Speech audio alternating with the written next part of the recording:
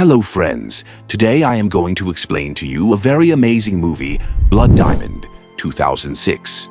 This story is set during the bloody civil war of Sierra Leone, when precious diamonds, known as blood diamonds, were used to finance war and destruction. In this film, Leonardo DiCaprio plays the role of Danny Archer, who is a smuggler, and Jimon Honsu plays the role of Solomon Vandy, who is an ordinary fisherman but gets caught up in the war. The lives of these two men become connected. One is chasing wealth, and the other is searching for his lost family. So let's begin the story of Blood Diamond. In 1999, Sierra Leone had been engulfed in civil war. The RUF had taken over the villages and was spreading destruction. Villages were being burned, families were being torn apart, and innocent men were being forced to work in the mines. These diamonds, called blood diamonds, were being used to buy weapons and spread destruction and war. Among the victims was a fisherman named Solomon Vandy, who lived in the village of Shenge with his wife and children, leading a peaceful life. One night, in the noise of chaos and gunfire, the RUF rebels attacked his village. Solomon's family scattered before his eyes, and he was captured and sent to the mines, where a cruel commander named Captain Poison ruled. One day, while Solomon was digging in the river, his pickaxe unearthed a rare pink diamond. He knew that this stone was extremely valuable, so he quickly hid it in the dirt. Captain Poison noticed his nervousness and tried to snatch the diamond, but at that very moment, government soldiers attacked the mine. In the chaos, Solomon buried the diamond and escaped, but he was captured again on the way. In Freetown prison, fate put him together with two dangerous men. One was Captain Poison, and the other was a white smuggler named Danny Archer. Archer was a former soldier from Zimbabwe who became involved in diamond smuggling after the wars. He worked for a corrupt South African businessman named Rudolph van de Kaap. When Archer heard Captain Poison mumbling in prison about a pink diamond, he realized that this might be his chance to escape Africa forever. After being released from prison, Archer found Solomon and made him an offer. "You help me find the diamond and I'll help you get your family back." For the sake of his wife and children, Solomon agreed to the deal. Meanwhile, an American journalist named Maddy Bowen was investigating the illegal diamond trade in Africa. She met Archer, who wanted to use her for his own benefit, to gain access to the rebel-controlled areas. Maddy was suspicious of Archer, but she knew that through him, she could get the evidence she needed to reveal the truth to the world. Thus, the three of them, Archer, Solomon, and Maddy, set out on a dangerous journey through war-torn Sierra Leone.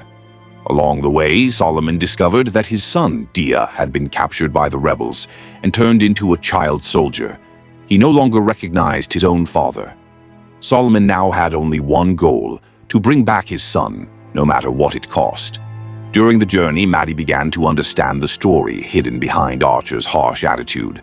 Archer told her that his parents were killed during the war when he was a child, and he escaped to South Africa, where he joined the army. His entire life had been spent in blood and greed, but now, through Solomon and Maddy, he began to feel regret for the first time in his life. After a long and terrifying journey, they reached Kono, the same place where Solomon had buried the diamond. There, Archer's old commander, Colonel Coetzee, was present with his private army to help the government forces reclaim the area. Maddy took her evidence and left to complete her report, while Solomon and Archer headed toward the camp where Captain Poison and Dia were.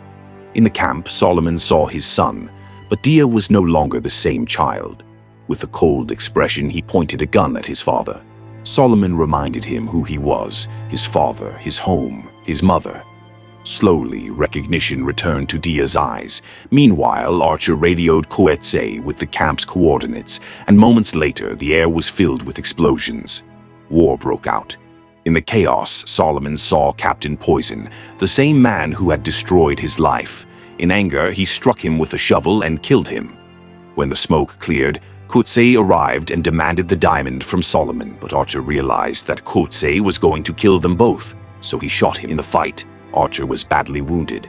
He was bleeding heavily, but he managed to save Solomon and Dia. When they reached the top of the hill, Archer stopped. In front of him, the sun was setting, and the land of Africa was bathed in light. Archer knew that his time had come to an end. He placed the pink diamond in Solomon's hand and said, "Keep it for your family." Solomon and Dia boarded the plane with Archer's pilot, while Archer remained behind on the ground. He made one last radio call to Maddy. His voice was calm now. He told her to help Solomon and to complete her story so that the world would know the truth. Maddy promised she would. Archer smiled, looked at the African sunset, and quietly passed away. A few days later, Solomon and his son arrived in London. With Maddy's help, he met the representative of Van de Kaap. In a small office, Solomon placed the pink diamond on the table. In return, he received a large sum of money and the joy of being reunited with his entire family. Maddy took photos of that moment, proof for her report that would show the world the true cost of blood diamonds, human blood. At the end of the story, Solomon stood as an honored guest at an international conference in Kimberley, South Africa. He told his story that changed the world. As he finished his speech, the entire hall rose to its feet and applauded. The applause was not just for him, but for all those who had stood against war, greed, and slavery. Solomon smiled. He was no longer a victim, but a symbol of hope. The screen faded to black, and these words appeared. Even today, many of the world's diamonds are still stained with blood.